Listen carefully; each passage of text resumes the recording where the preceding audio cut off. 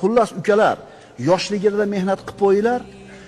O'rta yoshga yetganda huzur halovat, qaraganda yetganda rohatga chiqishlik uchun. Agar ukalar hozir rohat degan narsadan foydalanib qo'ysalar, mehnat mashaqqat qaraganinglarga qoladi. O'shuning uchun eskilarning duosi bor.